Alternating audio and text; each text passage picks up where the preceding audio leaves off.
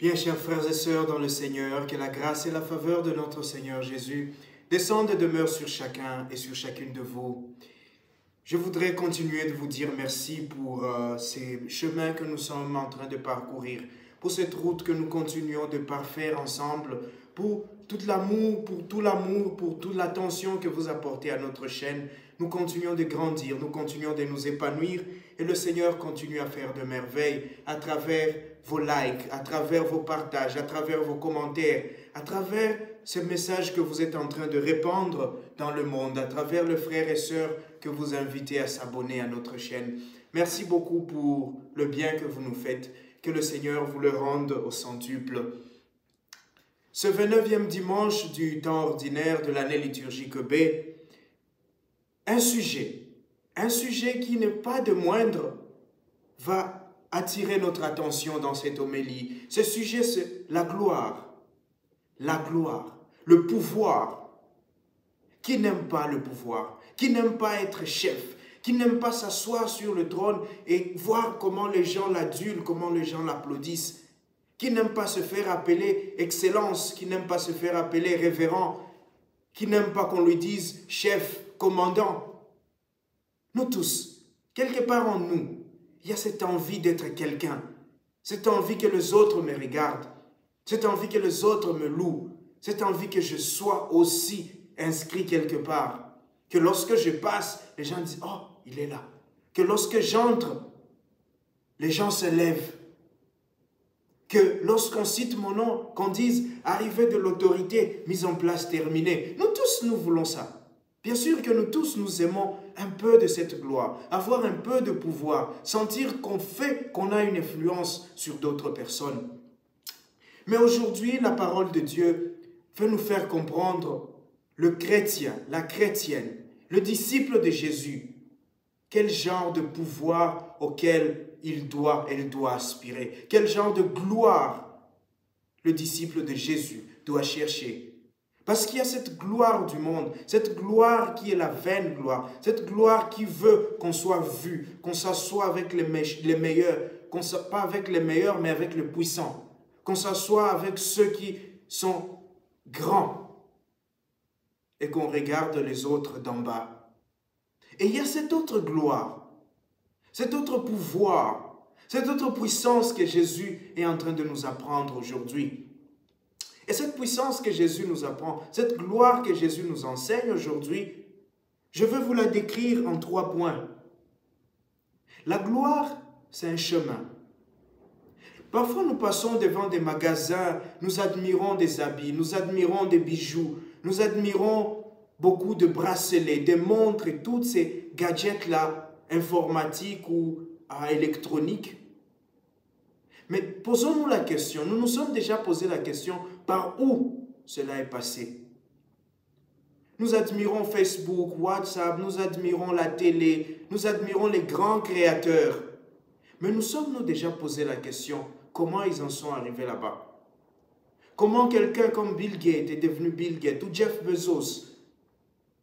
Comment le pape François est devenu pape François?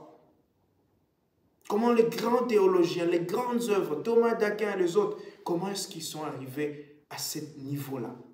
Les grands athlètes, comment est-ce qu'ils arrivent à cette perfection? Est-ce que je me suis déjà posé cette question? Parce que je veux être comme ces personnes-là. Mais est-ce que je prends toute la mesure d'être ces personnes-là? Voilà les Zébédées qui sont là, qui viennent dire à Jésus, Seigneur, nous voulons te demander quelque chose et nous voulons que tu fasses ce que nous te demandons. Je vois Jésus en train de sourire intérieurement et dit, posez votre question les enfants.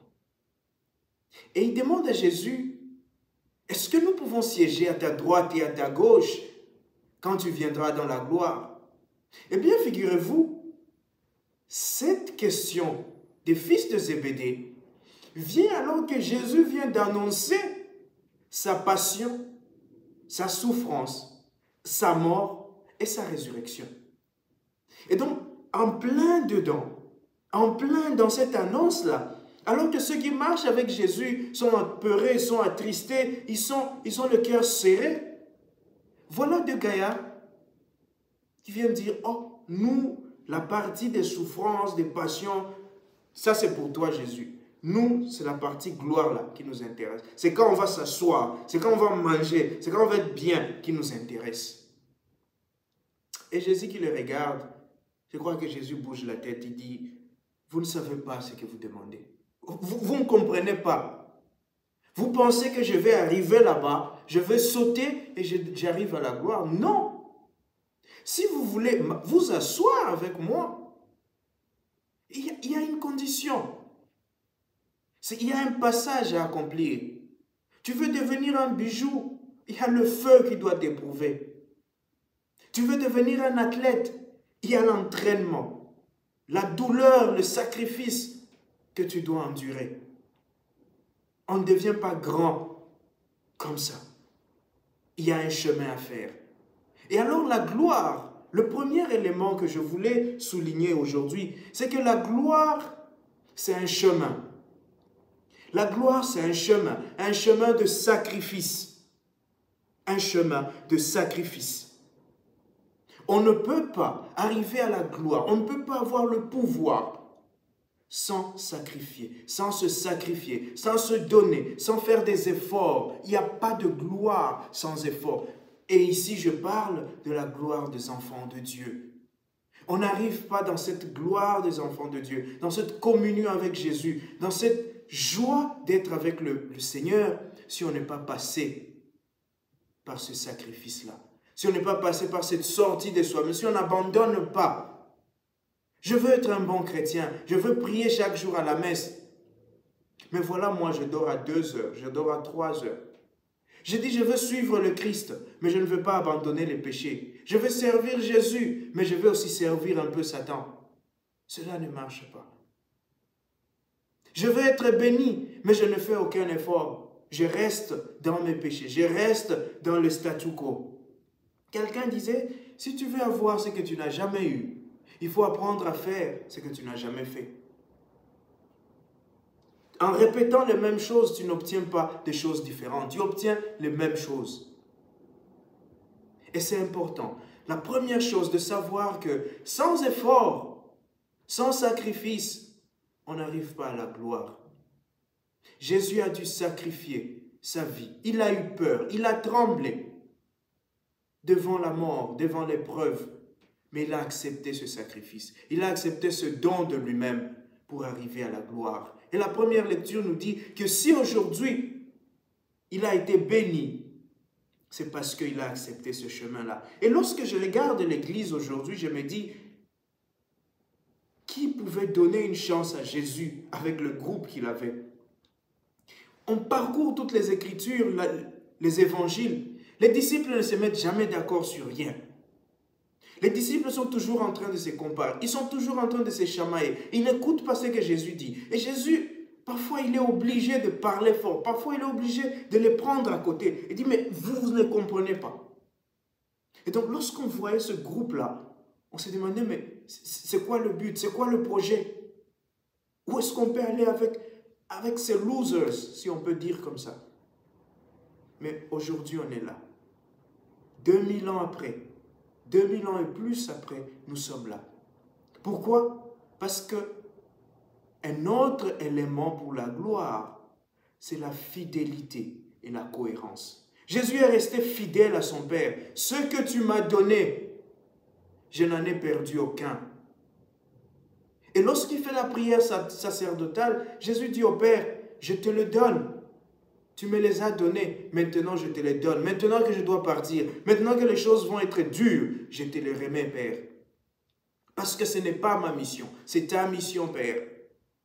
Et nous aussi, lorsque nous voulons avoir des résultats, lorsque nous voulons être des personnes de gloire, des personnes de pouvoir, nous devons retenir que nous devons rester fidèles et cohérents dans ce que nous faisons. Tu ne peux pas arriver au sommet si tu ne restes pas fidèle, si tu ne t'en tiens pas à une certaine discipline, à une certaine routine, à une certaine manière de faire qui devient ton quotidien, à une certaine habitude, on n'arrive pas à la gloire. La cohérence.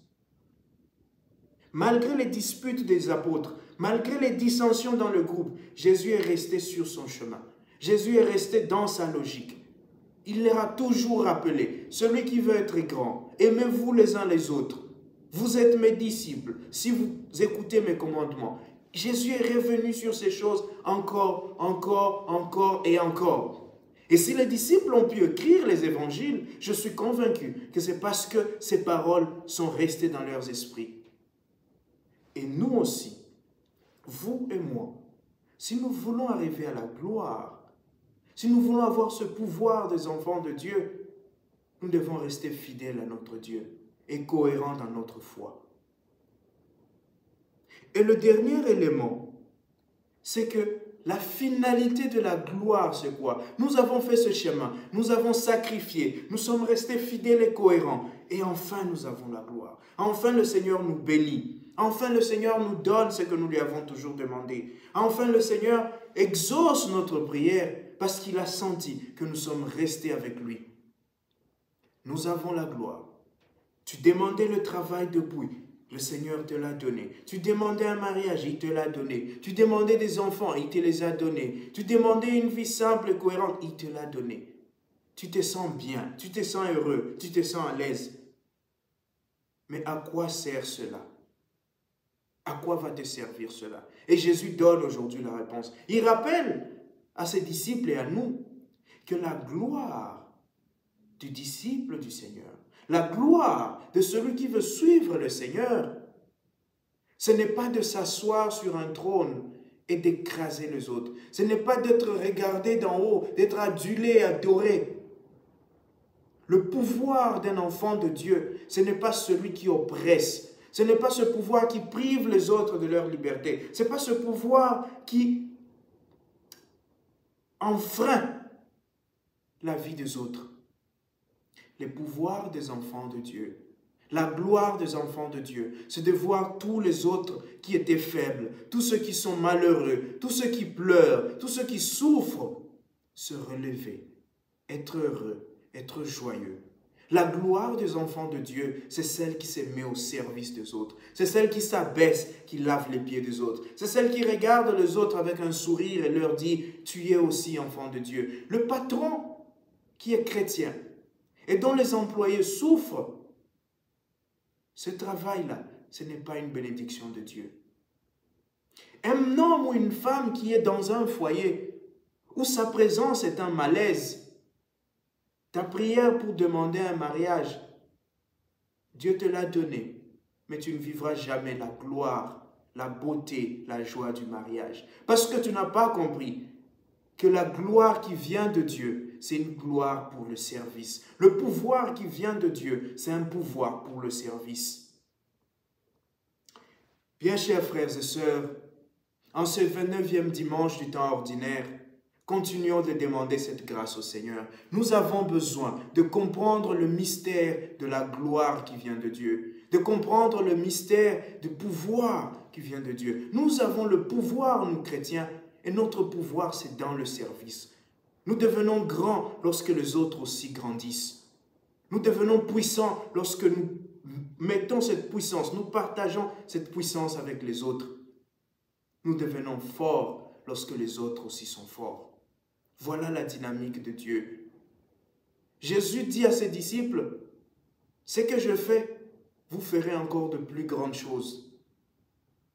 La gloire que j'ai, vous en aurez encore plus. » Voilà la gloire de Jésus. Voilà le pouvoir de Jésus. Voilà la puissance de Jésus. Alors un chrétien, une chrétienne qui n'est pas en mesure de relever les autres, qui n'est pas en mesure d'aider les autres, qui n'est pas en mesure de servir les autres, alors la gloire que tu as, le pouvoir que tu as, tout ce que tu possèdes, les richesses, ne servent à rien.